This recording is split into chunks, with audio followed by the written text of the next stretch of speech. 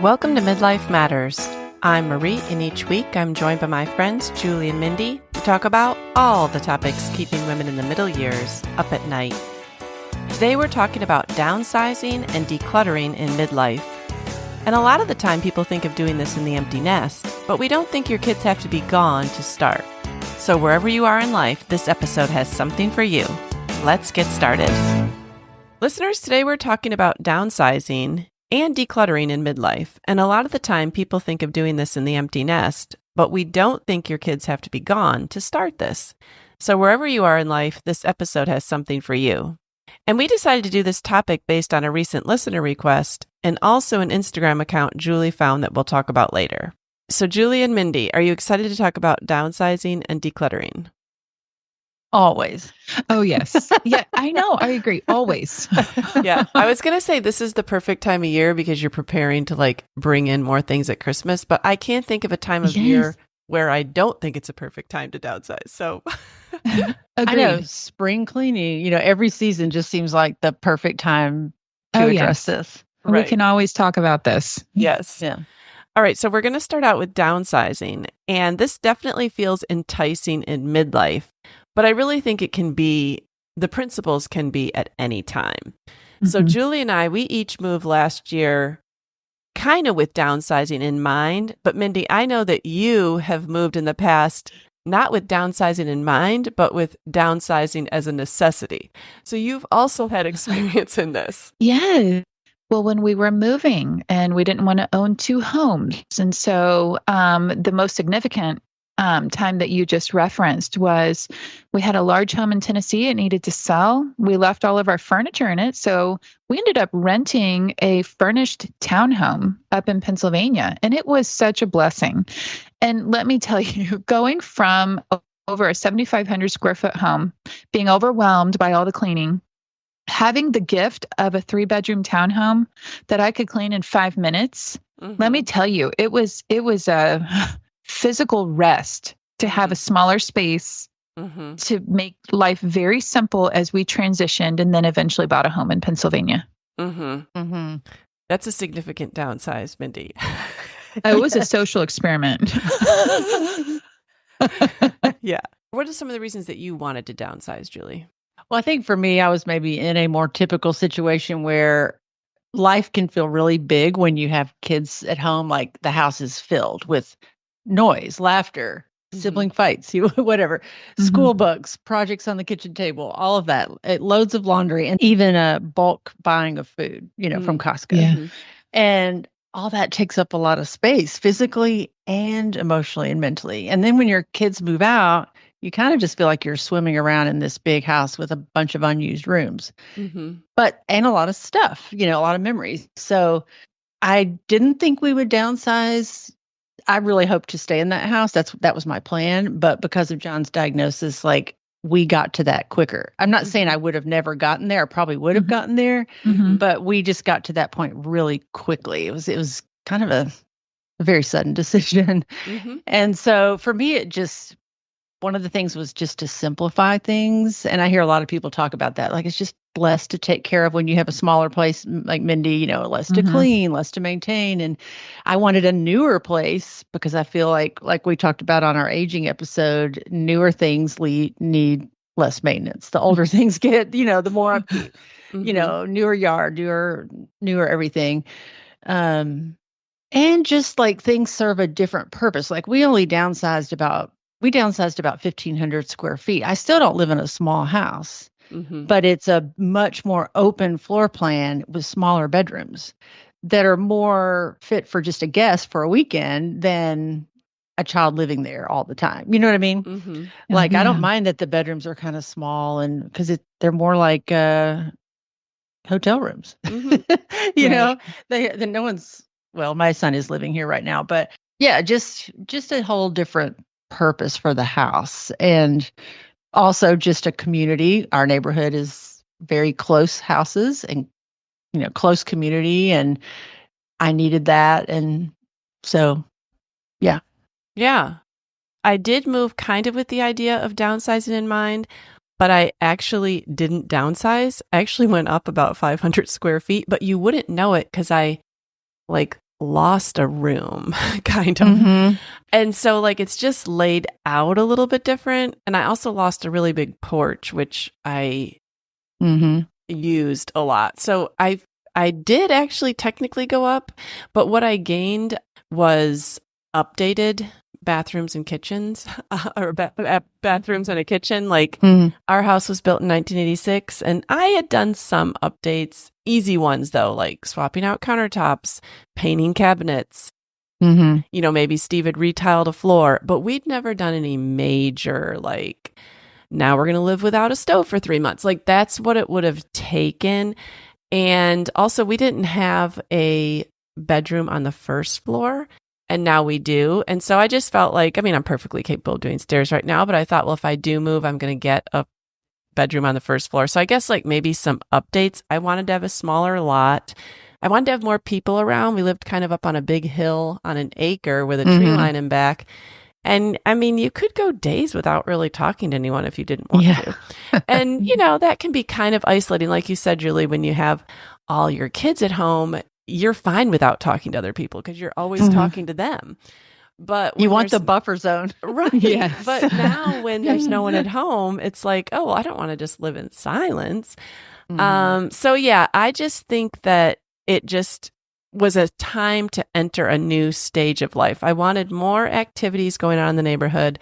I wanted some updated features, and I just kind of wanted a place to have new memories. I don't know. I know that many people like they enjoy like the family homestead, but I didn't necessarily love looking around and seeing where everything had been so busy and then not. Like for me, I didn't feel sad to be missing out on like, oh, my grandchildren won't come back to the house that my daughter was raised in. Like for a brief time when I moved out, I was nostalgic, but not forever. Like I was happy to make new memories. Yeah, my kids were thinking those things like, oh, that I would bring my kids back here and this is where I would come for holidays. You know, they thought that. But and I thought that. But now that I've done it because I felt like we just had to do it, I agree with you. I don't want to sit and look at empty rooms and think this is where, you know, all this happened. I wanted a fresh start. Yeah. Because there's new people, you know, there's new people in your life. Right. And you're a new person. And so you kind of want to have your house reflect that. Like you're a new person in midlife. You're not necessarily the mom raising kids anymore on a daily basis, involved in school and all that. You're at a new stage. Yeah, even downsized family photos because I thought these have been on my walls for years, you know, of like my kids as babies. Like I had these huge portraits of them when they were all 4, and I didn't put those back up. Like I don't need to see them as 4. They're 30, you know, and I have grandkids now. So I just left some blank walls for the new people that need to go up on the wall. Right, right. One of the things that you put under downsizing is one of the reasons that you said, Julie, was where do you see life going? And I think that was one of the reasons for downsizing too, because, and I've talked to a lot of people here in the neighborhood we moved in, it seems like a lot of people move in like kind of after their kids have left. And many, many women have said, like, my kids left, I looked around and I thought, no, I don't want to continue to live in this snowy climate from November to May alone here. Or no, I don't want to keep living on this big lot or in this neighborhood that's so focused on families. Like, where do you see life going? I think you want to say, like, I wanted to be like, I see life going with more community. I wanted to have more activities going on. I wanted to have walkability. I don't know. I just saw life going in a different direction. And so that can be a reason for downsizing. It doesn't have to be that you necessarily have a big life event, but just you could be like, where is my journey taking me? Well, and I also thought about that was a thing to consider when downsizing, because maybe if you always want to be the house that hosts every family get together, you have lots of grandkids, you know, maybe downsizing isn't right for you, or Right. Or like me, maybe the house, maybe it is, but you can change the style of house, more open floor plan, don't need as many bedrooms. Or like if you think that maybe at some point you might have an aging parent that needs to move in with you, that's a consideration. Right. Like maybe downsizing isn't right, or not to a tiny house anyway, Right. So I know, similar to you guys, when we were moving to Georgia, we wanted to downsize like in the actual size of the home. Thankfully, like there weren't a lot of options in LaGrange, so we only had just a couple choices. And we ended up being able to downsize in cost of the home, but not in the size of the home. But kind of like you guys, the layout was better fitted for the season of life. So like when everyone's gone and it's just Bryce and I, we have one level living. Everything is on the main level. If our kids come home, we have the upstairs or the downstairs. I can train people in the basement if I want to.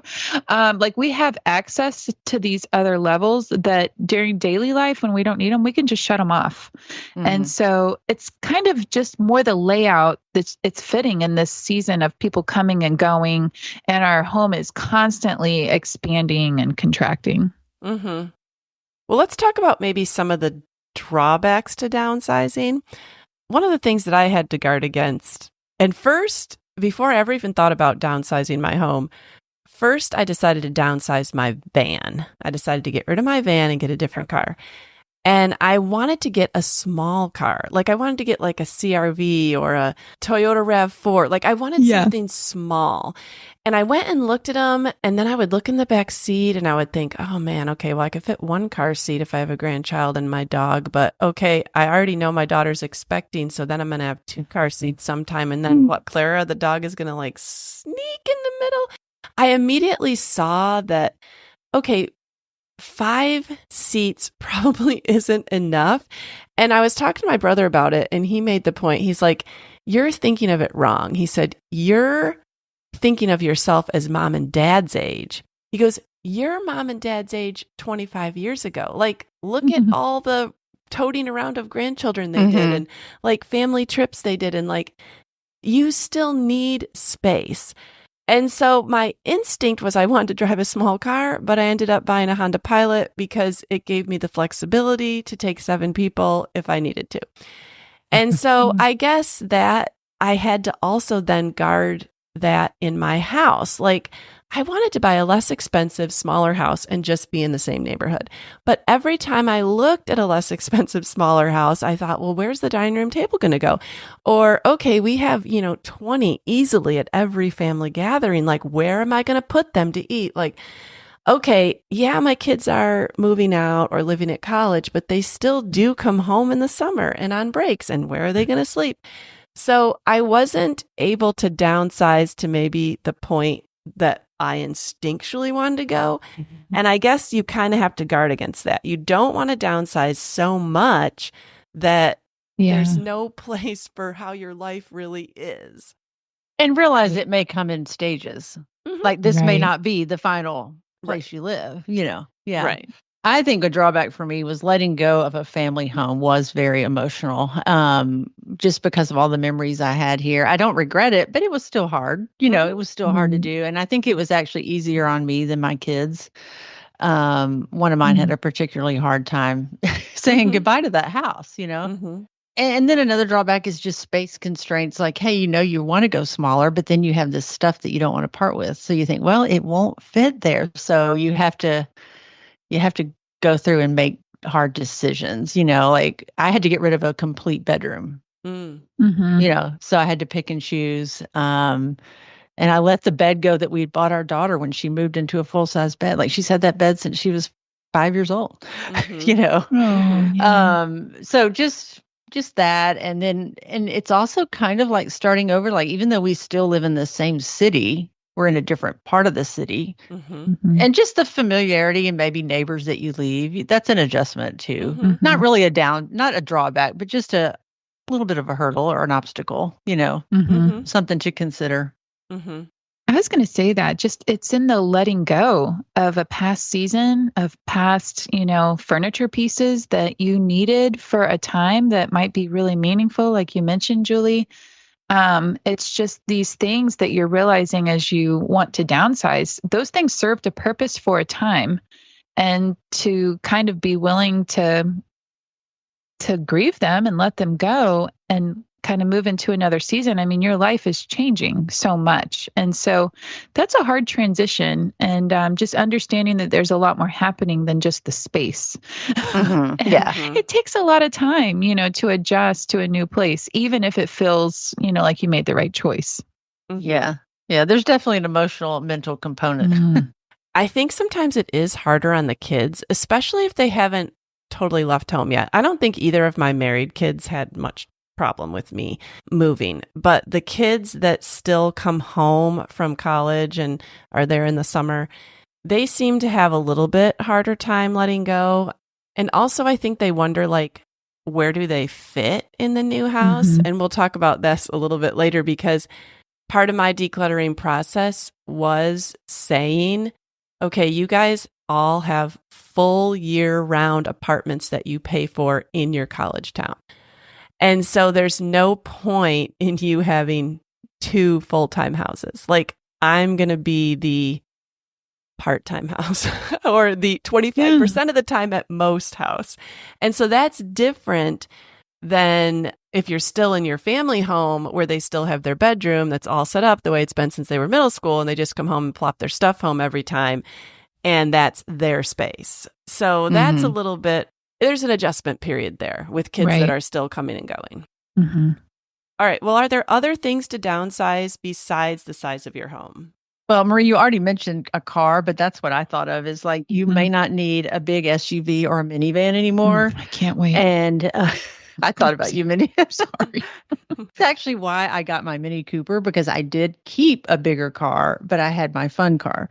So, but after John passed away, we had 4 cars, and I realized I couldn't drive them all. And I thought, I've got to let these go. And I'm not a car person, but I am pretty sentimental. So even letting that car go, like we had a Toyota Sequoia. So that was our big family car.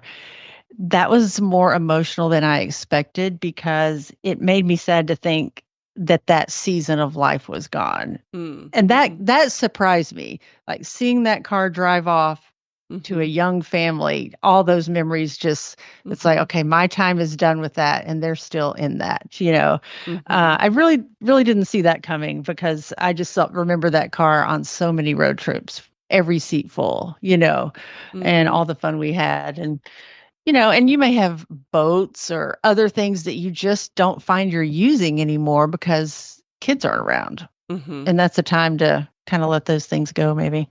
I am secretly resistant to getting rid of my minivan. And also, like, a couple of my kids have dibs on it. And so it may even stay in the family. Mine is still in the family. Okay. Because that minivan has been more constant than our address. That's funny. It has been a constant in all of our lives. And so it really is a sweet thing. There are a lot of memories. But some other things I thought about, as I mentioned this before on the podcast, is we just noticed a really big difference in our home when our 3rd child went off to college this fall, and we only had one left who was driving himself and working, and he has friends and a girlfriend. And so he's not home a lot. And so Bryce and I took the opportunity to get rid of the plastic cups that we had all kinds of crazy colors. Now we kept a small stack, but we're like, it's just us. We want to use nice glasses. We went and bought glasses. Like, it was a concerted effort to go and change over this stuff. We have gone through our food. We had all kinds of stuff that we ended up giving to Grant for him to take to his apartment. And we're like, we don't eat this. This was all for, them. So our everyday plates, we need to upgrade those, which we're still shopping for. We're trying to find the right ones.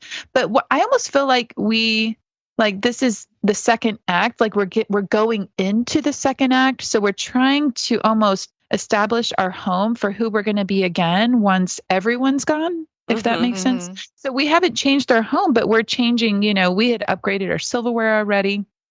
And we've moved around cabinets. Like we made a coffee station. We've put our nicer dishes where they're more accessible so we can use the nicer stuff every day instead of all the plastic stuff that we were using for all the people and all the things. And, Yeah.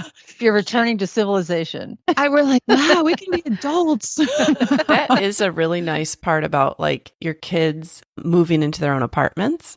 Especially when they're in college, because if they're getting married, then they're making like registries and they don't want your old stuff. But college kids are open to your old stuff. So you can like give them all your old dishes and buy yourself new dishes. And like, it's a good, because either way, you're going to have to get some stuff for them. So you may as well give them your old stuff and then you get some new stuff. Because their stuff is going to get wrecked at college. Either it gets lost or they've got to move it like every year for 3 years. And by the end, it's broken. Like, there's no point in buying them new things. Right. That's right. So yeah, it's kind of a good way for you to downsize and get rid of things that you don't want. And then a lot of times if they don't want it, it's like, okay, well now I really know that I should have gotten rid of that a long time ago. That is a win-win situation. All right. Well, that kind of moves us into decluttering because that's kind of a decluttering process too. So decluttering is an ongoing process, whether we're downsizing or not. So one of the things that kind of got us thinking about decluttering was an Instagram reel that Julie found. And Julie, do you want to kind of tell us about that? Well, what caught my attention was she has I think she's a professional organizer and she helps people declutter.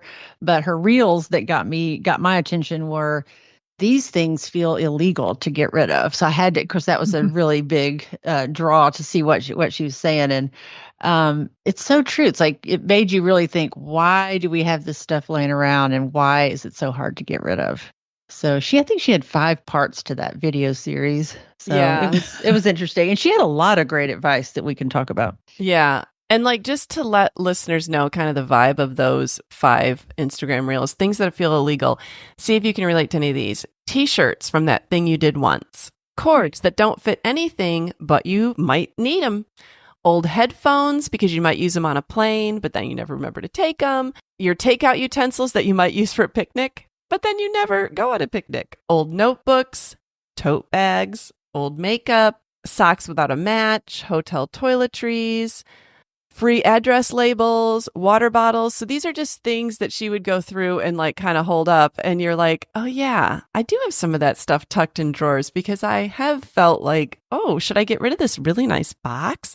Like in particular, she talked about that you are allowed to get a new iPhone and then throw away the box. And I can remember a few years ago, Julie, that you said, oh, a really great tip for reusing your old iPhone boxes is to put them in your junk drawer, kind of like you kind of like a little Tetris or whatever, puzzle with them, and then you put different things. And I thought, why are the iPhone boxes so hard to get rid of? I know they're just so appealing. There's something about made. them. So it seems permanent, not temporary. Right. Yeah. So what are some of the things that you have trouble getting rid of personally?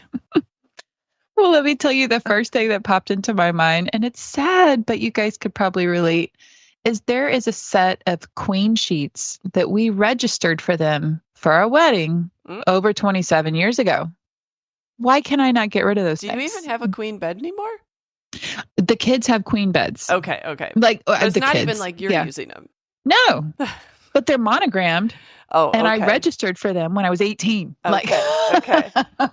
I don't know why there's no elastic left on that fitted sheet. Like they are not. I will never put them on a bed, but they are in my linen closet. Yeah. Oh, I know. I remember like throwing away the last towel that I had registered. I remember like there was just something cool about I still have this towel. Yeah. I think it had a pineapple on it. I feel like, Mindy, you could just cut the monogram out and like get it framed or something. Yeah. If you like, or put it on a pillow. Put the pillowcase in a shadow box. Listen, the fabric is just so super soft by now, too. Let me tell you. You're just got them broken in. That's right. It's 2 flat sheets. So I have to tell this funny story. and this tells me that this is hereditary. So I have a hard time throwing away nice like containers or boxes. And I went over to my mother's to drop the dog off because she was going to watch the dog for me for the day. And she meets me at the door and she says, it's like this plastic pretzel container. You know, you'd buy it at like Aldi or Costco, and it's got like a screw lid and it's just a round container. She goes, do you think that you would have a use for this? It's too nice to throw away. I mean, couldn't you use this for Pepper's toys or something? And I could tell that she was just guilt-ridden if she would have to throw it away. I don't want this plastic pretzel container, and I don't foresee myself using it. But I took it off her hands. I said, yes, sure. And then I just threw away my own garbage because I could tell that she felt too guilty to throw it away. So sometimes you can do a service for someone else by just saying, sure, I'll take it. And then you can just throw it away in your own garbage. You helped her out so much. I know. Yeah, I did think about a lot of the things on her list. Most of the things on that list I had and keep. So I thought, okay, there's some work to do. But I kind of took this question more about when I downsized. So I thought about like sentimental things that have a sentimental value. I have trouble getting rid of. And probably the thing that came to mind was Molly's American Girl doll stuff, because I think she had 5 dolls, probably every outfit they ever made for them, and a few accessories. And so I did move those. I couldn't, because we were in such a hurry to move, I just couldn't deal with that. And so once we'd probably been here a year, I organized them all, took pictures of them all, and I did sell them all, except for one. I said, I will keep one doll, which was her favorite and her first, and it's in a little box with a few clothes. And that was good for her and good for me, you know? So I'm glad that I did sell them, but I'm also glad that I held on to them when I did, because I don't have a regret, you know?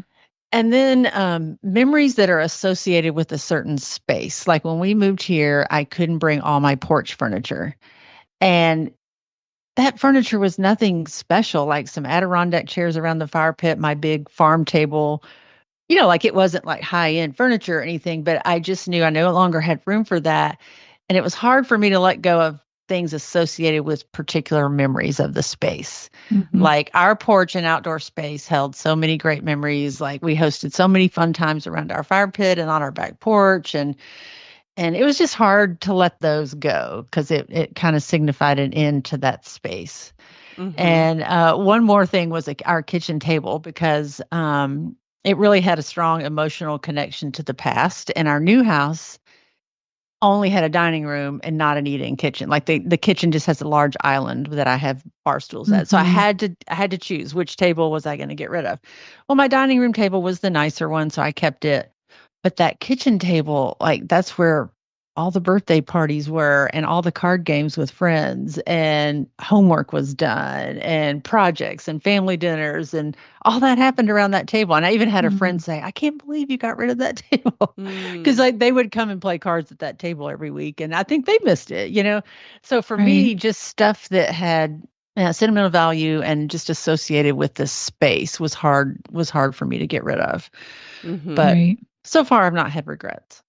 Well, I'll say something else that's been hard. And I was reminded of it when we got all of our Christmas stuff down, because I have recently decorated for Christmas. And I have a lot of things that we have used in the past when we were hosting big parties.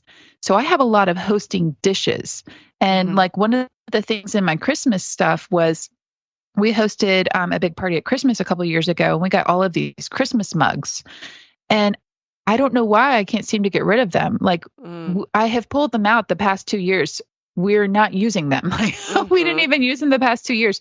But I have all this Christmas stuff. And for some reason this year, when I saw all the Christmas stuff, I was overwhelmed. And I thought, it's too much. It's too much. I need to go through this again. I need to simplify this again.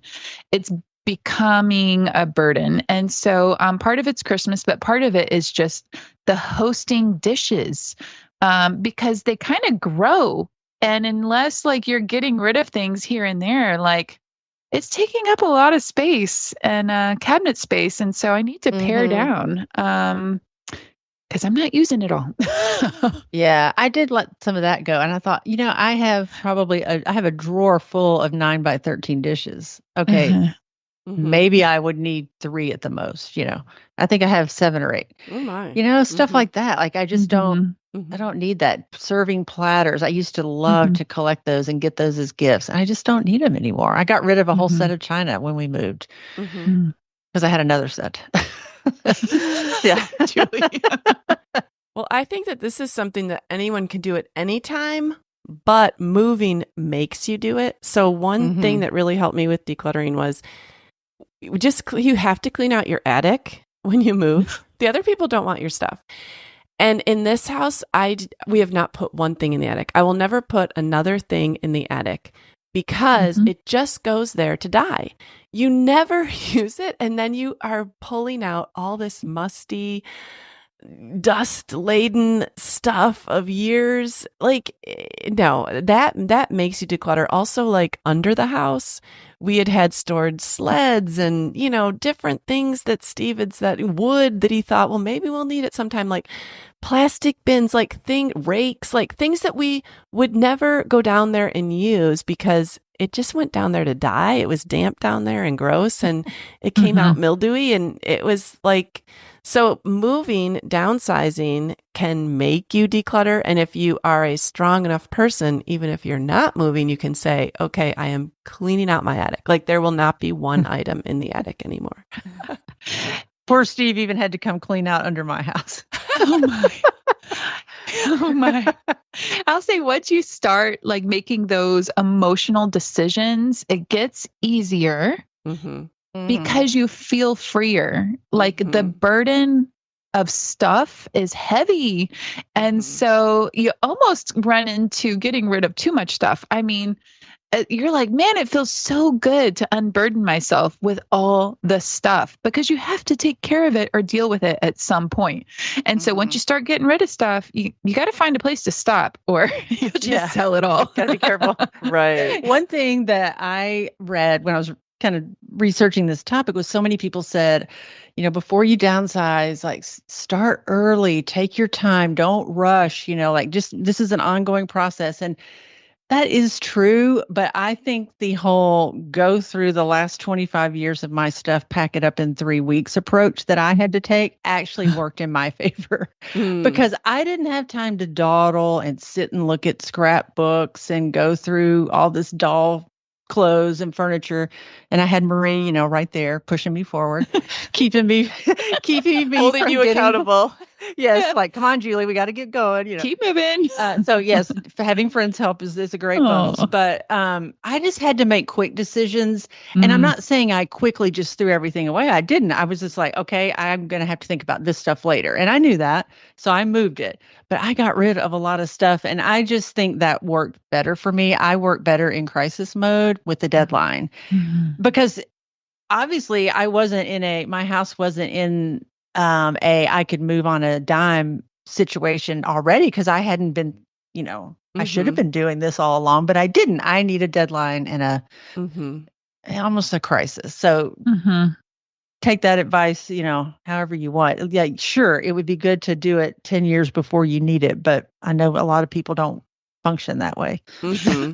Yeah. I relate with you, Julie. I really do. I have no motivation. I could tell myself all day long, you should probably do that. But until I have a reason to be motivated, I'm not motivated. Yeah. I think if we're honest, like one of the biggest clutter reasons is because we have kids. So that was a hard thing. It's emotionally hard to get rid of kid things because you're saying that, oh, I don't need that stroller anymore if you're a young mom, or, oh, we don't need those plastic cups anymore because now they're all old enough to use glasses, or, like it's emotional to get rid of those things. And then also they're old enough to say like, I don't want to get rid of them, but moving made us declutter that stuff. So like they had to go through their closets. And they had to say like, okay, I guess I don't need that art project I made in 8th grade. Okay, those shoes I haven't worn in 3 years. Okay, this, these clothes or this whatever. Like, and I said to them, you can have a small amount of space in the closet at the new house, but we're not just going to move your whole closet from here to the new house. Like, If it's that important, it should be in your college town where you live 75% of the time. Yeah. So like if you need to store your winter coat or something, okay, fine. But like not just all the clothes you've ever bought from ninth grade on up. Like I don't want all that. And even having told them that, I still have stuff that I need to like kind of be like, hey, we've been here a year. You said you use this. It's never moved. Can we get rid of it? Yeah.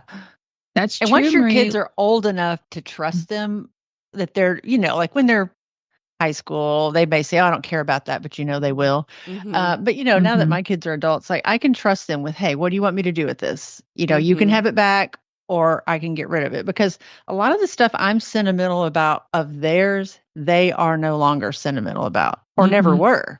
It's all on me.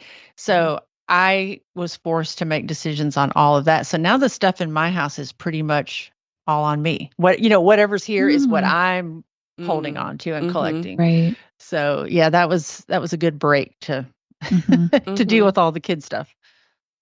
And I do feel like there's layers to downsizing. I know anytime we've moved, like we went through everything as we were packing up. Then when you get to your new house and you're trying to find a place for everything, we always found that we got rid of a bunch of stuff again. We're like, oh, it doesn't fit the same. That doesn't work there. This linen closet's not as big. Or do I really need that many sets of, towels and sheets? Or can I just do with 2? You're so right, because nothing ever fits the same way. And nobody wants to clutter up their new space. So your old cupboard might have been cluttered, but you don't want to clutter up your new one. So you do, when you have to touch something and decide, do I want to move it? Then it makes you say like, do I want to keep this or not? Yeah. Clarity comes really quick. Right. Yeah. And once you've decluttered, your purchasing becomes much more intentional. You really weigh, do I really want this? Do I need this? Do I really want to clutter up that closet to put this in there? I find I buy a lot less. I have a lot of stuff in my cart that I never buy. It's fun to look, but I don't have to buy. Right. So if someone's not ready to downsize for many more years, or if they have a little bit of trouble just decluttering in general, like what are some tips that people can use in their life, whether they're planning to move, planning to downsize, any of that? Because we can all benefit from decluttering and streamlining our spaces. Well, one of the things that she mentioned, and we've talked about this multiple times, is, getting started is the hardest part and it can be overwhelming. This is what I like to do, is just pick, like, I'm just going to declutter my nightstand. Takes 15 minutes. I'm just going to declutter my medicine cabinet, my spice drawer, my purse, my car. The hard part for me is I don't usually stop and it turns into a bigger job, but it is very motivating, like you said, Mindy. And she told a story where her dad lived alone in a big house. He was in his 80s, and he knew he was going to eventually be moving out. So she said every week she walks with her dad and then just stays at his house 15 minutes and declutters a drawer. Or a closet or a cabinet. And she said, I just put it in a box in my car, and on the way home, I drop it off at Goodwill or wherever it needs to go. And she said, little by little, clutter is leaving the house. Like, it doesn't have to be this, she said, this 5-hour slog of hard, exhaustive work, which is usually what I make it. But I think that's really good advice. If, now that I feel fairly decluttered, I see things creeping back. So this would be a good habit for me to start. I have a really funny story about downsizing. When all the kids were at home, Abby had all the stuff. She had all the clothes. She had all the stuffed animals that, old boyfriends had given her and we had given her. And she had, trinkets from this and that. And when she was preparing to go to college, Bryce was like, do you want me to help you? And it took her a few days. And finally, she was kind of scared. She didn't know what that meant. Do you want me to help you? So what Bryce did was he went in and he put things in big trash bags and took them out of her room, like completely cleaned her room. He hung up things. He organized things. He's just really good at that. So he took all of this clutter out. He said, give it 2 weeks and let's see what you miss. she was like, I don't even want to go through the bags. Please do not let me see what's in those bags. Oh, I Yeah. love my room, my life. She needed help. She didn't know mm-hmm. what to do. So I went through the bags. I made sure. Yeah. But that was kind of a hack for a teenager. Mm-hmm. So it's different, like if it's yourself or if it's a parent or something like that. But sometimes just taking things out of the space and see what you miss. Mm-hmm. Yeah. See what's worth putting back into your life. Yeah. Yeah. One thing that she said, and I really identified with this, she said that she's pretty sentimental, even though she's a declutterer organizer. But she said when we initially save things, we kind of think of them like time capsules that, we're going to come back and open up decades later and find so interesting. Mm. And I have some boxes like that. And she said, I've learned that not all the stuff I've saved is created equal. Like some of it's fun to visit, and then some of it is just very uninteresting. And she's like, why did I save this? And she had papers she had written in college. Mm. She goes, I don't want to read those anymore, Mm-hmm. But she said there were some journals and maybe love letters. She goes, I'm going to want to revisit these again in the future, Mm-hmm. And so she said, it's okay when you go through those again. If they're uninteresting, let them go. Mm-hmm. And don't beat yourself up for keeping them, just know that you don't have to keep it all. And I think that's a really good idea, like to have maybe a special memories box, because I know I did that for each of my kids. And then later I went through them and I thought, okay, everything with a handprint doesn't need to be saved. Mm-hmm. It had zero meaning to me. I thought it would. When their hands are actually that little, you think you'll want that forever, but you don't. Mm-hmm. So it's a good way to control how much you save. It's got to fit in this box, but then later you might be able to let it go. Mm-hmm. Yeah, I don't think any of my kids have taken their memory boxes because one, I should probably pare them down. And two, I don't think that there's much in there that has sentimental value to them. It's more to me. So it's kind of like a time capsule for myself of life at that time. Oh yeah, I have all those. They don't even remember when they were 5. You know what I'm saying? Yeah. So it doesn't have a lot of meaning for them. So yeah, if you get rid of things, it's not like they're going to care. They probably don't even know that you saved it. No, right. Mm-hmm. Yeah, but I keep them for myself. Yeah, I still have each of their boxes. Yeah. Mm-hmm. The thing that I've found, and maybe I'm weird in this, but you save a lot of sentimental things, and maybe I will, like when I'm 80, then I don't really go back and look at it because I almost find it painful. It's like that sequoia leaving the driveway. It's almost too painful. Even home movies, like I have a lot of home movies and I've saved them, but I don't really like to look at them because it's like I mourn the fact that time has passed. I want to hold those little people again, and I never can. Mm-hmm. And so it's fun to see them, but it's also sad to see them. It's sad to know that time is over. I'm happy that they're big and that we have big conversations and can relate as adults, but I want to hold those little people again too. And so you think I am never going to turn on home movies when Steve's traveling, and I'm not going to sit there on a Friday night and watch those. I would be so depressed. Why would you do that to yourself? And I can't picture myself being 85 and really wanting to do it either. So I don't know who wants to watch old movies. Like my daughter, when she was home, she's like, how about we watch home movie? And I'm like, oh, there's no quicker way to make me feel melancholy and depressed than to suggest that. I'm picturing Chevy Chase sitting Me in too. the attic with I cry. I'm like, that's a full-on comedy movie, but that part makes me cry every time. It is hilarious, him sitting there crying.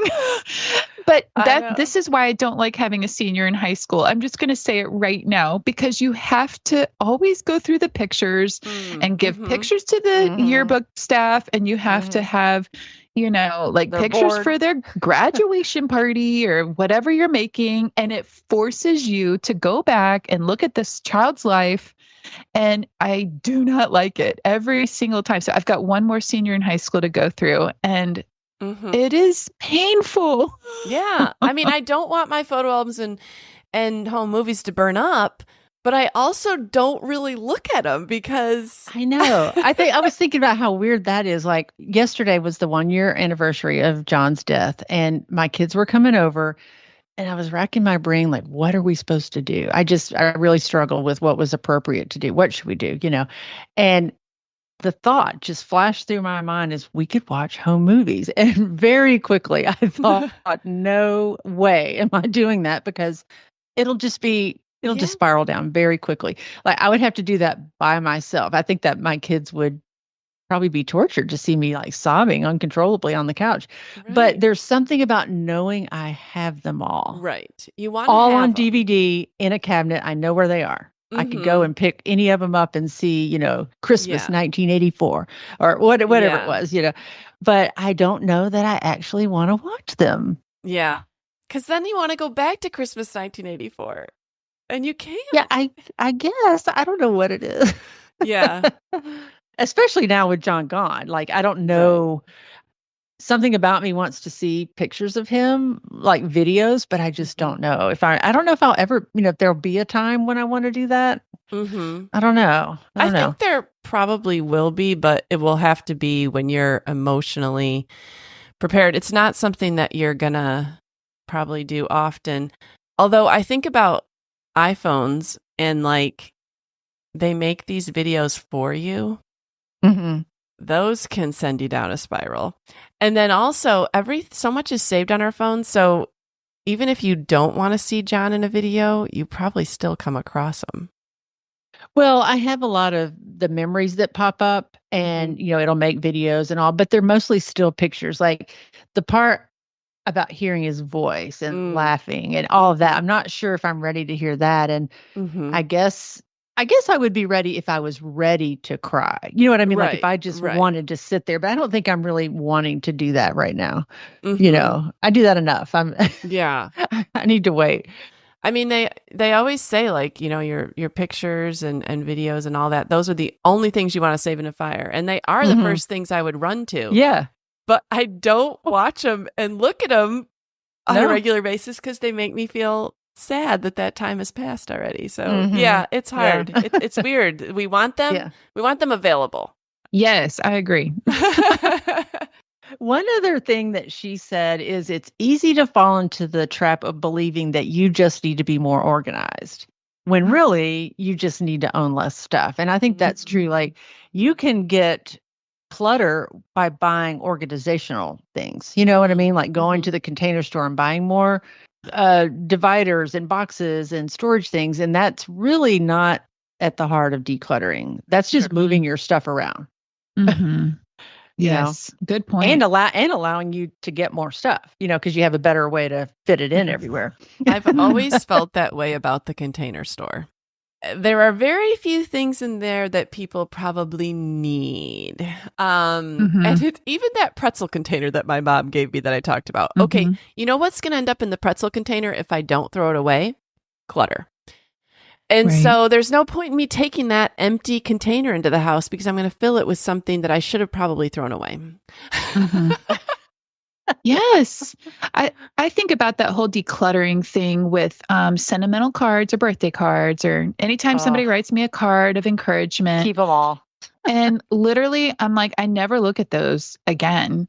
And in fact, I saw one in a memories box and I couldn't remember who the person was. I'm like, okay, that's the sign to get rid of that. But also the kind of the same thing goes for your phone. I always think I need to screenshot things. And then when I go to download my pictures, I'm like, why did I screenshot that? I ended up screenshotting like 3 different times, like a recipe or something. And then I can't find it. So when I find it, I screenshot it again. Well, there is so much clutter on my phone. I don't need to screenshot everything. Right. No. And it's bad when those show up on your frame that's in your kitchen showing all your pictures. Oh, like, wait a minute. It's not supposed to be on there. There should be a setting to leave out screenshots. That's funny. With sentimental notes or cards I get, I do keep those because I feel like even if I kept every single one my entire life, what's it going to fill? A shoebox? So I don't feel like it's a huge clutter thing, but I don't need to keep a card that was like happy birthday and then the person just signed their name. Okay, that doesn't say anything other than, so yeah, you have to kind of pick and be choosy with just memories in general. Like you have to think like, is this a personal memory or was this just, like the bow on wrapping paper that we save? Okay, well, it seems too nice to throw away. Probably don't need to keep it. Yeah. I think some things need to just be memories in our own minds. And I say this because we don't always need a tangible item for a memory, nor do you always have to video or take a picture of something. But, the memories in our minds are precious and sweet. And so even just a recent example is my grandfather. We had his funeral yesterday and I spoke at his funeral. And when we were having dinner as a family later, both my daughter and my husband were like, I really wanted to video what you said. It was so meaningful, but it didn't feel appropriate. But I want to remember. And so there's moments in life, it's like, you just need to let it be a memory. Yeah. In your own mind. I'm laughing over here, Mindy, because this is what my daughter says to me all the time. When I'm videoing something, Mom, are you even seeing this? You're looking through your camera. You're looking through your phone. Why are you videoing this? Like, just remember it. Okay, I need to video it. Oh, Julie. I will not Molly remember and Julie. it. Yes, because, and the best example, and this isn't about video, but in 2022, I started my home Instagram account, No Place Like Home. And now I know why I did that. That was totally a God thing. But I captured every room of my house, even down to like detailed, the way things were hanging on the wall or sitting on a desk or on a bed. And I captured probably every season in that house, spring blooms, beautiful snow days, beautiful fall leaves, every holiday, the way I decorated. But I also journal. It was a photo journal, and I wrote about how I felt about it all. Like it was really kind of a personal journal. I know other people read it, but it was really personal for me, like how I felt when a child moved out of that bedroom and the memories I had of them coming down that staircase. I would put a picture of our staircase and first dates and, Christmas mornings and stuff. And now I look at that all the time because we left that house a year and a half later. And at the time, I had no idea that we were leaving that house. So to me, that is one of my most treasured memories is I can go back and look at that house. And I really think my memories of that house would really fade and be not nearly as vivid without that. Right. So I'm glad I took those pictures. Good job. And I know my daughter doesn't take a lot of pictures. She just doesn't, Right. I think she does of her kids, but that's just a good difference in personality, I guess. And, yeah. Right. Well, this has been good. I mean, all the things we've said really do boil down to personality. Some things are going to be more important to other people. Some people are going to have an easier time getting rid of certain things than others. But I think talking about it, there's some universal things that feel illegal to get rid of that you actually can get rid of. And then there are some different things that people land on that I save this other person doesn't save it.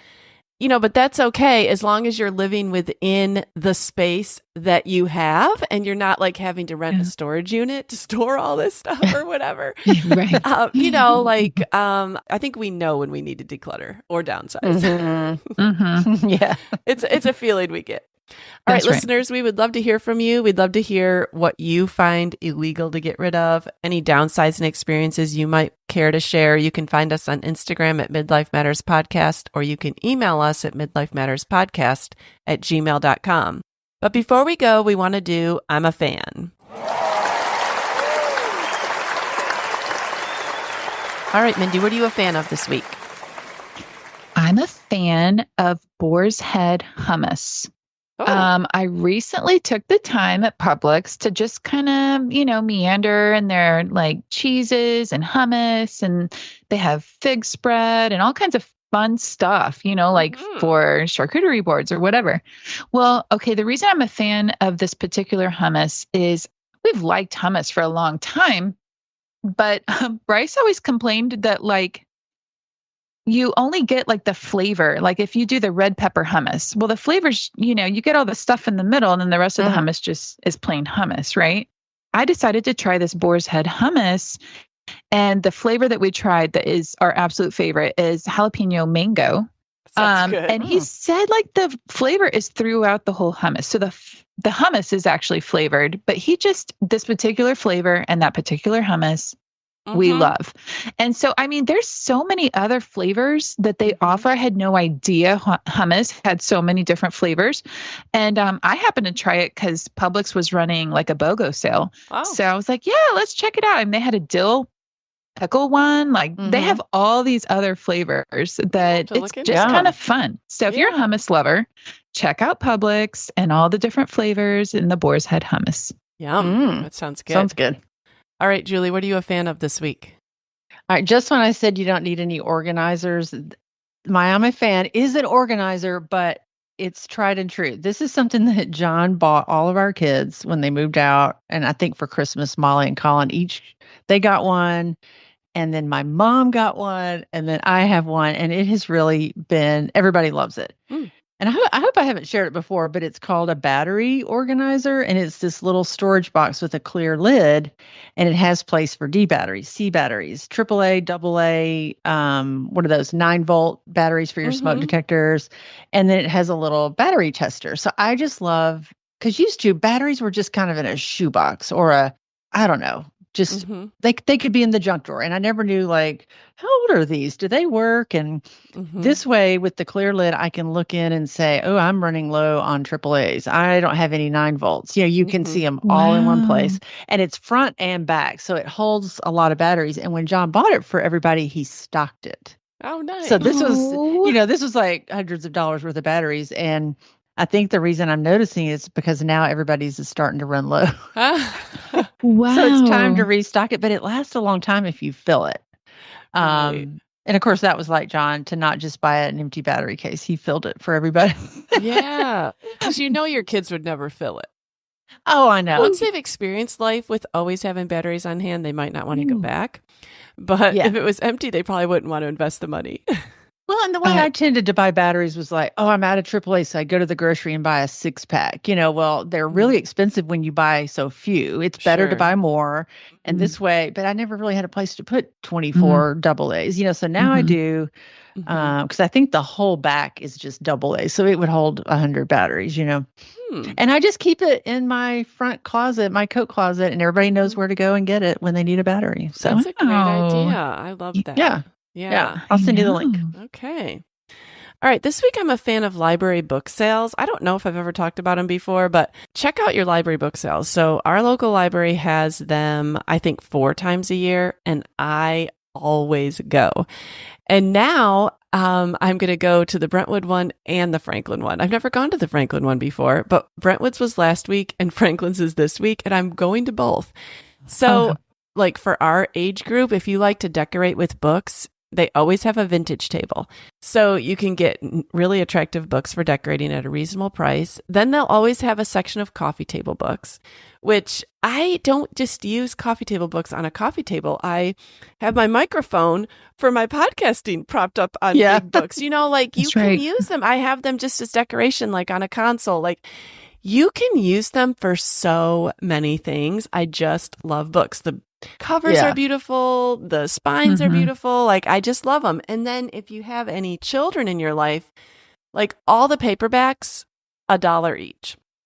Like, it's so fun. And I do this every few months. And so I still have yet to run out of places that I would use books. So check out your local library. Cash or card? Yes, cash or card. Yes. Okay. Yeah. How so great. Fun. Oh, and then on Sundays, so they might start on a Friday, Saturday, and on Sunday it's half off. You cannot go wrong. So the Franklin one is this coming weekend? It's this week. Yeah. Friday, Saturday, Sunday. Nice. Yeah. It's funny because some of my biggest books are on top of my cabinets to fill the deep spots. So like I want to put to display something over my cabinets, but it's so deep. So I stack some books up there. And yes, so that's good idea. You can use, I mean, if you went on Sunday, you could get tons of, you're not going to see them anyway up in your cabinets. So No, you might no. as well just take whatever's left. And they never run out. It's not like you go on Sunday and there's nothing left. Yeah. There's always books there. Yeah. I think all great my idea. dictionaries are up there right now. Yeah. Oh. You don't need that, Julie. Right. All right. Well, I enjoyed this decluttering and downsizing, and I know this will not be the last time we talk about it. Nope. This was fun. Come spring. That's right. All right. Well, we'll talk to you next week. Sounds right. great. Bye. Bye.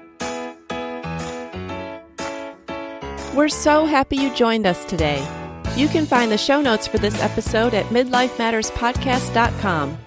Also, please tell a friend about the show and help them hit the free subscribe button on their favorite podcast app. Be sure to follow us on Instagram at Midlife Matters Podcast. That's where we post pictures and stories about all the things we talk about in each episode. Thanks for listening, and we'll see you next week.